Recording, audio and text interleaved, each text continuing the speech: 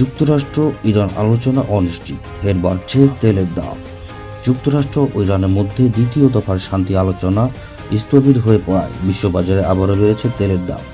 সোমবার অপরিশোধিত তেলের প্রধান মানদণ্ড ব্রেন্ট ক্রুডের দাম 1% বেড়ে ব্রেল প্রতি $106.50 দাঁড়িয়েছে।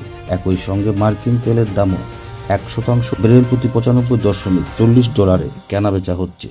জ্বালানি তেলের বাজারে অস্থিরতা থাকলেও এশিয়ার প্রধান শেয়ার বাজারগুলোতে ঊর্ধ্বমুখী প্রবণতা দেখা গেছে।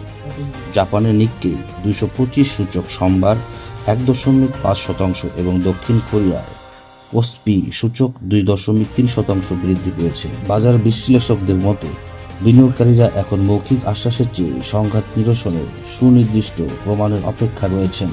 সিঙ্গাপুর ম্যানেজমেন্ট ইউনিভার্সিটির অর্থনীতিবিদ গোহ জিং রং জানান, তেলের বাজার স্থিতিশীলতা ফিরতে হলে কেবল ভঙ্গুর যুদ্ধবিরোধী নয়, বরং একটি দীর্ঘস্থায়ী ও বিশ্বাসযোগ্য চুক্তির প্রয়োজন। গত শনিবার মার্কিন প্রেসিডেন্ট ডোনাল্ড ট্রাম্প পাকিস্তানের নির্ধারিত আলোচনা বাতিলের ঘোষণা দেওয়ার পর থেকেই তেলের বাজারে নতুন করে অস্থিরতা শুরু হয়। বর্তমান পরিস্থিতি নিয়ে ইরানের পররাষ্ট্রমন্ত্রী সৈয়দ আব্বাস আরাকচি জানিয়েছেন, প্রতিবেশী ওমানের সঙ্গে দ্বিপাক্ষিক ও আলোচিক নিরাপত্তা নিয়ে তাদের গুরুত্বপূর্ণ আলোচনা চলছে। সোমবার তিনি রাশিয়ার প্রেসিডেন্ট ও পুতিনের সঙ্গে সাক্ষাৎকারের উদ্দেশ্যে সেন্ট পিটার্সবার্গে পৌঁছেছেন। অন্যদিকে প্রেসিডেন্ট ট্রাম্প সামাজিক যোগাযোগ মাধ্যম ট্রুথ সোশ্যালে লিখেছেন, ইসলামাবাদে প্রতিনিধি দল পাঠানোর পেছনে অনেক সময় নষ্ট হচ্ছে।